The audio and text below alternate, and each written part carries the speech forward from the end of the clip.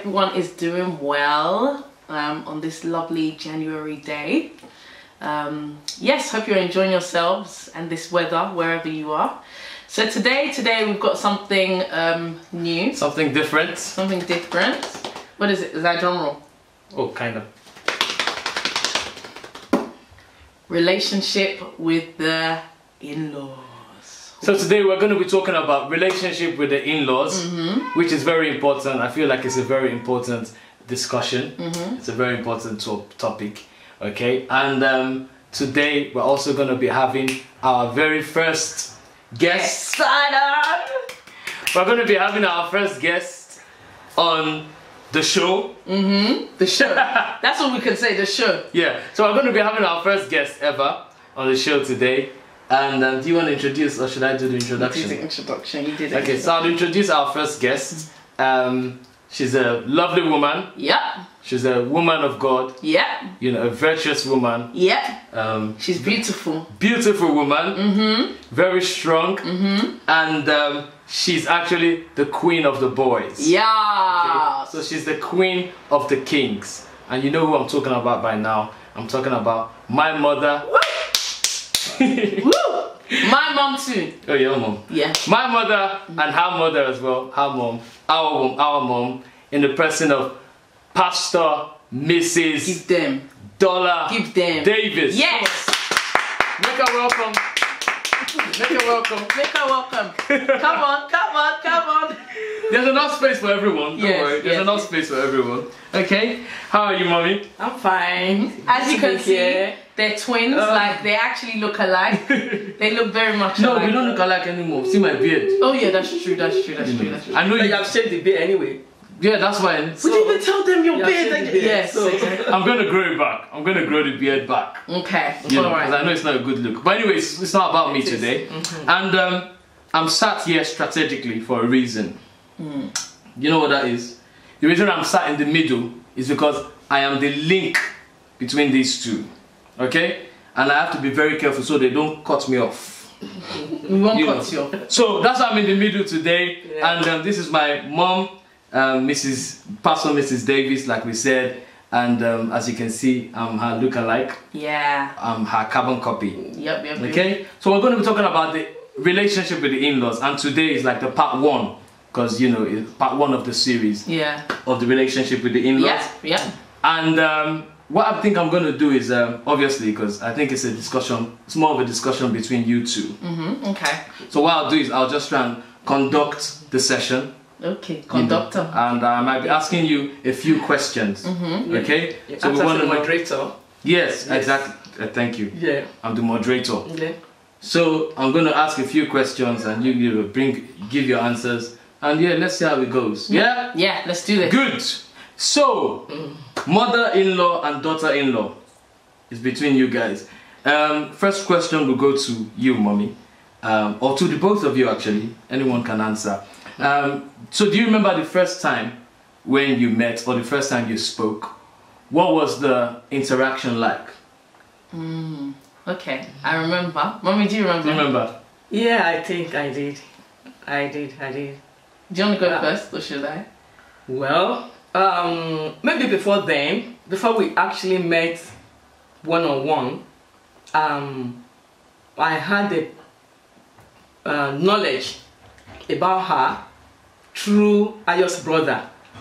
When I got to know that Ayo was going out with her, Ayo's brother Tokumbo told me that he met someone who went to the same university with Okwe. Okay, I don't remember this, but yes. Okay. And that the person spoke so well. The person just said, "Oh, your brother, you know, back then, I don't know whether they still call him Love Me." Stop now, mommy, stop! Stop! Just back then in the University of Lagos. So Okay. His brother met with this guy who went to the same university with Okwe. And the guy was speaking so much about Okwe that the Okwe is a very good, fantastic, you know, wonderful lady. And she is a lady that is after God's heart. Oh. And all the good things that she said about it, Tokumbo fell in love with her. Yeah. So Tokumbo got him to tell me that I met someone. No, Tokumbo cannot be falling in love with my wife though. No, of course. No, you're saying that he fell in love. There's love. There's sisterly love. Sisterly love. There's And maybe it's not falling in love. Maybe Tokumbo liked her. Tokumbo. That's better. No.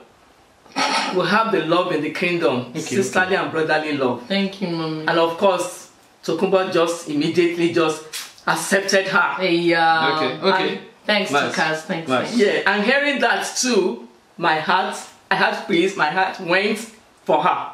Yeah. That was before meeting her. Okay. Okay. What do you remember? The first time I met Mummy was when I was at church. We'd already started dating, and you had gone back to Coventry because you wanted to go to uni for, I think, your graduation or something like that. Okay. So Mummy came to our church because, as you know, I don't know if we've explained this, but Mummy and our pastor were friends at the time. So Mum came to our church, and then I knew that was Ayo's mum because he had already told me who she is, blah, blah, blah. So when they went to the pastor's office, obviously I forced myself, make sure I got there. I went to go and greet Mummy and everything like that. I remember even my dad, he was even making fun of me later because my dad was like, oh my God, he was telling my mom, Okoyemi went to go and greet pastor with two knees. She was down on her 2 knees.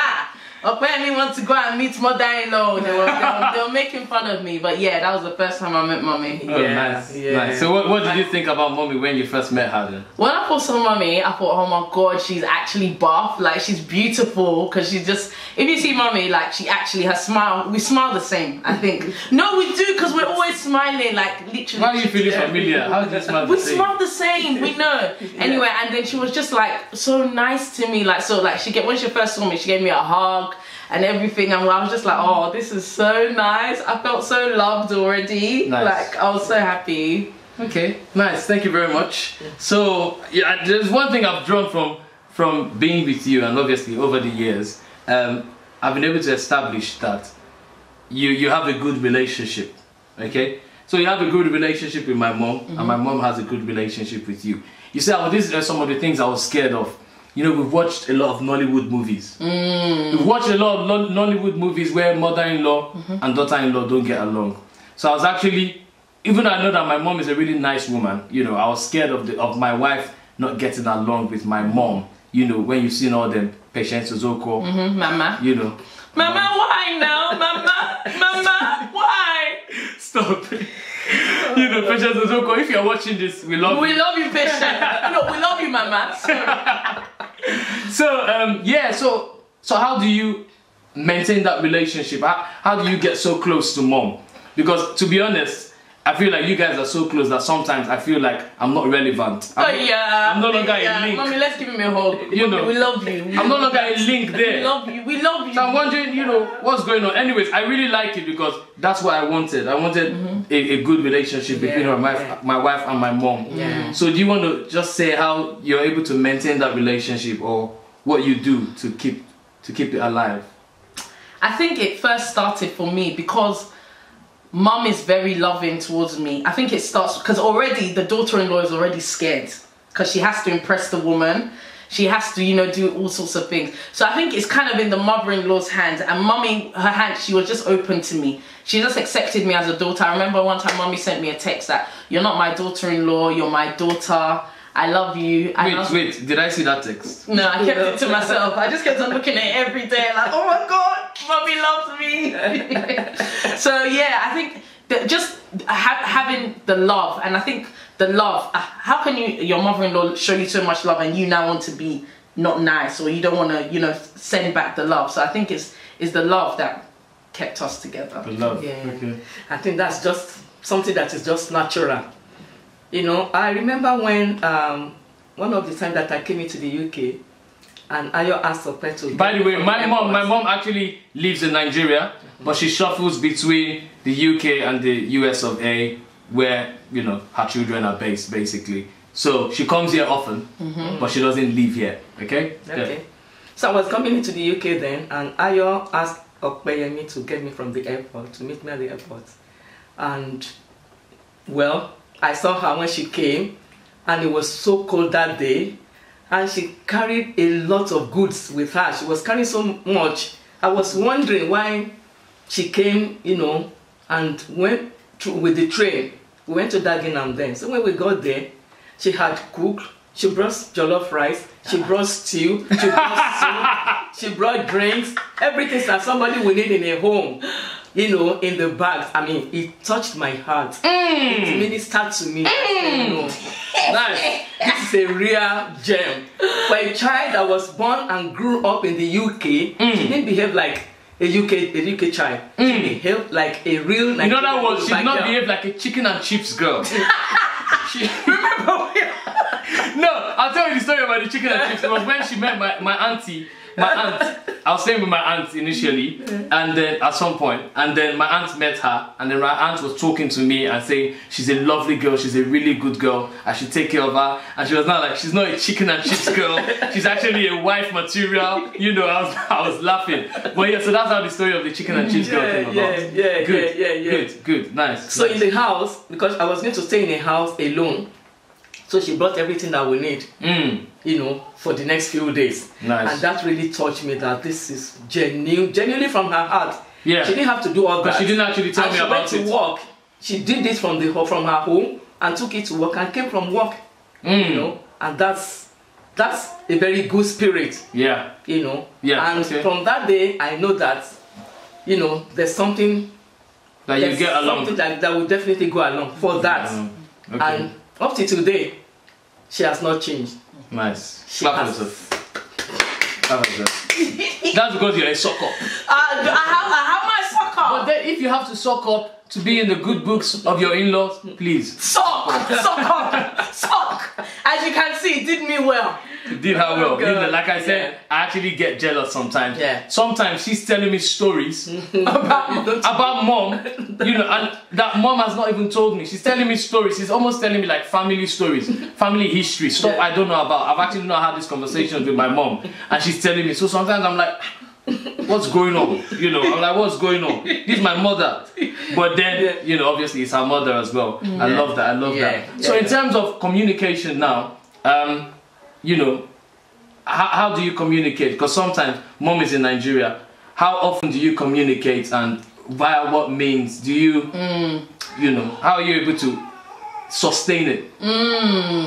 Well, we have the usual WhatsApp, we have the Skype, we Skype a lot of FaceTime. How often?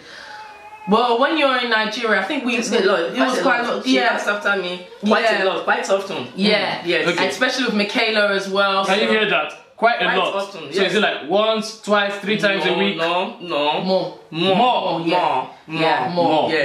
So a lot of the time I even feel like, oh, I'm not even asking after her. I mean, as often as she's asking after me, you know, and I just give it to her, you know. So I just want to say... Sorry, bear with me one moment. I think Michaela has a special guest. Another one. An additional guest. Okay. So anyways, sorry about that. Let's go on. Yeah, so as we were saying, just making that deliberate effort, I think, is very important from a daughter-in-law point of view, especially when it's, even though it's not, it's like, you have to look at it like this. A woman whose child is getting married, that child is going to the hands of another woman. Essentially, isn't it? Yeah. So it's also difficult for them. There's different types of women. Some with only children, some with only boys. You know, so you have to take that into consideration as well. And as a young lady, make the deliberate effort. As a daughter-in-law, make a deliberate effort, because it will not be easy if you don't have a good relationship with your in-law. And sometimes your in-law can back it for you. Because I know mommy backs it for me. When it comes to maybe me and I are having an issue, mommy's always supporting me. She's always got my back. True. So, and I don't know why. I don't know why. In some instances, I had question that must you always just be at her back? Yeah. Like, is it the only one that's always wrong? Exactly. You know, can't you even say for once, you know, and be on his side? And anyways, yes. Good. So you've heard it. You know, you need to make the conscious effort. Like I said, it takes a whole lot of time. It does. You know, and therefore on her part, and I always commend her as well. I always commend her. about, you know, how she relates. I never remind her to say call mom or text mom. Do you understand? Because that relationship is there. Yeah. That relationship is there. But I don't know if there's any sort of like advice. There's some mother-in-laws that are just difficult. Them ones need prayer. That's all you can do. Because there's some women, isn't it, mommy, that are just difficult. They're just difficult for no reason. You've tried your best. You've tried everything. I think just pray, man. Because it's even something that you should pray about before your relationship. Because that's one thing that I know my parents prayed for me. That literally my in-laws would, you know, treat me as their own child. And it's something that they pray for with all their children. That's why all of us that are married, we have good in-laws. Yeah. We actually have good in-laws. I think I agree with that. Because I think the in-laws, you know, good or bad in-laws can also actually make or break the relationship. Yeah, definitely. You know, there's a proverb that said in Yoruba, I'll try to translate it in English, that you can have a bad husband or a bad wife, but for you to have a bad in-law, it's really very tough. Yeah. It's very difficult. Yeah. You can manage with a bad wife or a bad husband, but not with a bad in-law. Because they'll always be looking for your downfall. I just want to encourage people out there that one day, before I became a mother-in-law, I was a wife. I was a wife. Yeah. And then I looked at it. Immediately I became a mother. I knew that one day I'm also going to become a mother-in-law. So I want to do good. I went out of my way to be good to my mother-in-law because I know what goes around comes around. Very good point. And then I have only male children. I have only 4 boys. The queen of the boys. Ayo has said I have only boys.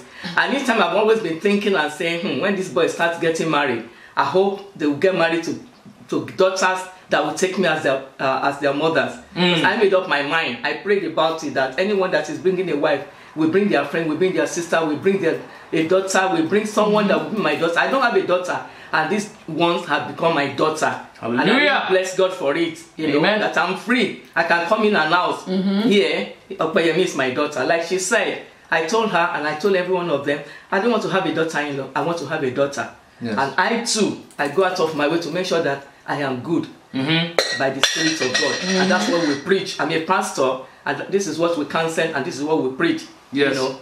My mom is actually a marriage counselor as well. Yeah.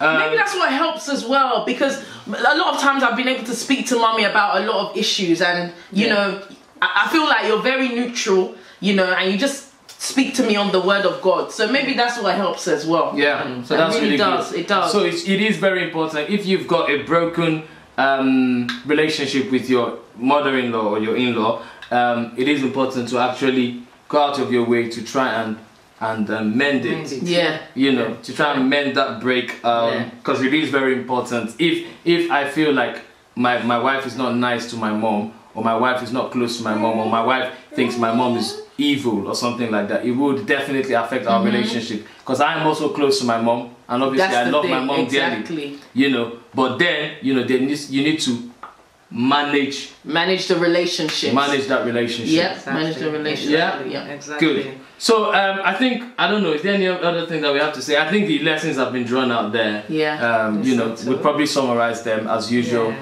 in the comment section, not in the comment section, in the description of the video. Yeah. So we'll probably be doing other series of the relationship with the in-laws. Let's see how we get on with the father-in-law as well. Let's see how we get on with the rest.